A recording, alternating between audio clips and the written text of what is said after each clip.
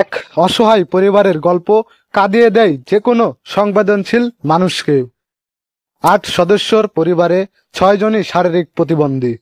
আর্থিক সংকট আর অসুস্থতার চাপে প্রতিনিয়ত বাঁচার লড়াই চালিয়ে যাচ্ছেন পরিবারের কর্তা আরিফ উল্লাহ ও তার স্ত্রী রেজিয়া বেগম।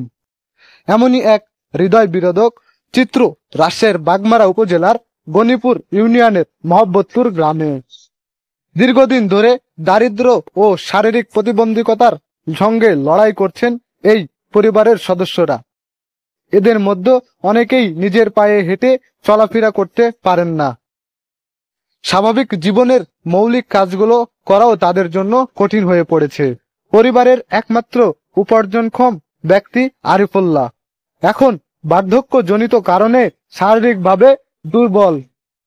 দিন মজুরের কাজ করেও কোনো রকম পরিবার চালান তিনি, কিন্তু তাতে পরিবারের চাহিদা পূরণ হয় না তাদের। এই হৃদয় বিদারক গল্প সম্প্রতি উঠে আসে এনটিভির অনলাইনের একটি প্রতিবেদনে।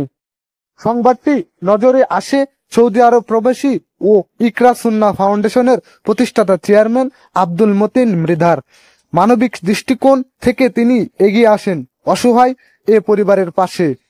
তিনি তাদের 1 মাসের বাজার সরবরাহের পাশাপাশি নগদ অর্থ সহায়তা প্রদান করেন।